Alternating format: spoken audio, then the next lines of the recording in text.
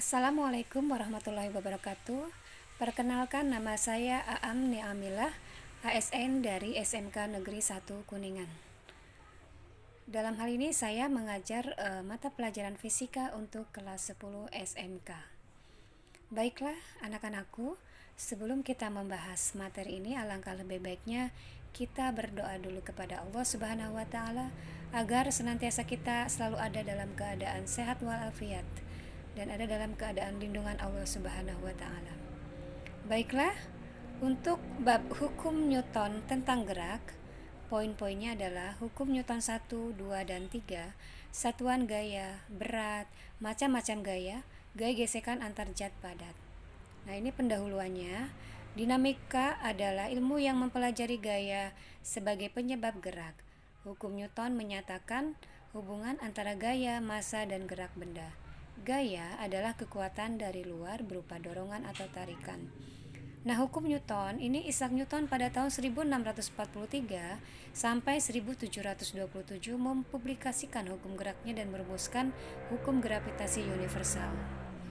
Hukum 1 Newton berbunyi setiap benda akan tetap dalam keadaan atau kecepatannya sama dengan 0 atau bergerak sepanjang garis lurus dengan kecepatannya konstan atau bergerak lurus beraturan, kecuali bila ia dipengaruhi gaya atau untuk mengubah keadaannya. Kalau dirumuskan berarti sigma F sama dengan 0.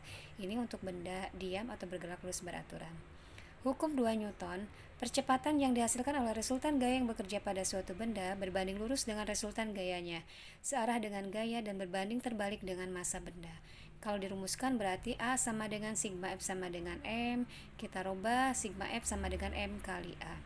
Hukum 3 Newton, jika dua benda berinteraksi maka gaya pada benda satu sama dengan berlawanan arah dengan gaya benda lainnya.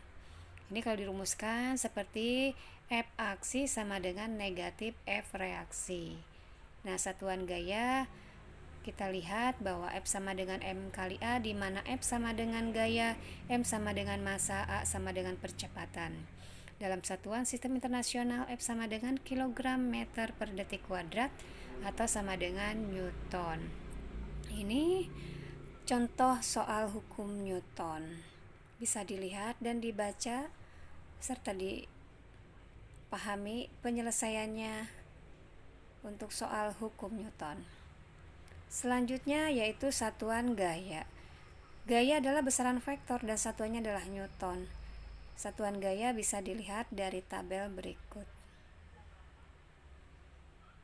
Kemudian berat. Berat adalah gaya tarik bumi dengan rumus W sama dengan M kali G, dan G adalah percepatan gravitasi bumi. Kesimpulannya berat sama dengan gaya per gaya berat dan satuannya besaran vektor. Arah vektornya adalah arah gaya tarik bumi yaitu ke pusat bumi, yaitu vertikal ke bawah. Jika sebuah benda jatuh bebas, percepatannya adalah G. Dalam hal ini adalah percepatan gaya gravitasi, dan gaya yang bekerja pada benda ini adalah berat. Satuan gaya. Ini ada contoh soal, carilah berat benda yang masanya A sama dengan 3 kg, B sama dengan 200 gram, C sama dengan 0,7 slag. Ini bisa dicari, bisa dilihat penyelesaiannya seperti ini. Nah, macam-macam gaya untuk sistem 2 titik terdapat gaya-gaya interaksi dan gaya kontak. Gaya interaksi ditimbulkan oleh satu benda pada benda lain walaupun letaknya berjauhan. Di sini macam-macam gaya kontak, ada gaya gravitasi, gaya listrik, gaya magnet. Nah, definisi medan. Ruang yang merupakan daerah pengaruh gaya, akibatnya benda-benda yang berada dalam suatu medan atau medan gravitasi, medan listrik, atau medan magnet akan menderita gaya gravitasi, gaya listrik, atau gaya magnet. Nah, selanjutnya yaitu gaya kontak. Gaya yang terjadi hanya pada benda-benda yang bersentuhan. Macam-macam gaya kontak, ada gaya gravitasi, gaya listrik, gaya magnet. Nah, gaya normal, gaya reaksi dari gaya berat yang dikerjakan benda terhadap bidang tempat benda terletak. Benda melakukan aksi, bidang melakukan reaksi. Arah gaya normal selalu tegak lurus bidang. Ini bisa dilihat gambarnya. Selanjutnya gaya normal. Selanjutnya setelah gaya normal adalah gaya gesekan. Gesekan melawan gerak relatif dua benda. Arah gaya gesekan selalu sejajar dengan bidang tempat benda berada dan berlawanan dengan arah gerak benda. Jadi gaya gesekan ini melawan gerak atau menghambat sifatnya. Macam-macam gaya gesekan, ada gaya gesekan antara zat padat dengan zat padat, gaya gesekan antar zat padat dengan zat cair. Gaya gesekan ada yang statis, ada yang kinetis.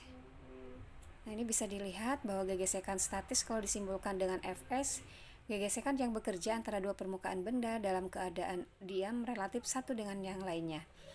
Kalau dirumuskan berarti Fs ini sama dengan koefisien gesekan statis dikali gaya normal. Ini kalau bendanya diam, berarti gaya gesek statisnya itu lebih kecil dari gaya tariknya. Kemudian kalau bendanya bergerak, berarti gaya gesek statisnya itu lebih kecil dari gaya tariknya. Gaya gesek kinetis, gaya gesek yang bekerja antara dua permukaan benda yang saling bergerak relatif. Ini bisa diperhatikan. Nah, kemungkinan jika Fk lebih besar dari Fs, maka benda dalam keadaan diam. Jika Fk sama dengan Ms, benda saat bergerak.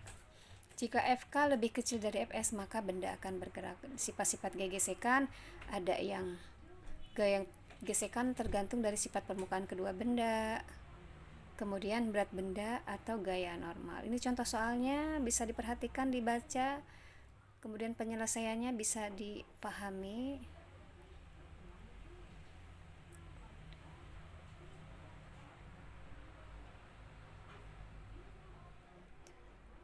Nah, itu saja pertemuan untuk tentang hukum Newton tentang gerak. Mudah-mudahan ada manfaatnya dan bisa kalian pahami. Cukup sekian, semoga bermanfaat. Assalamualaikum warahmatullahi wabarakatuh.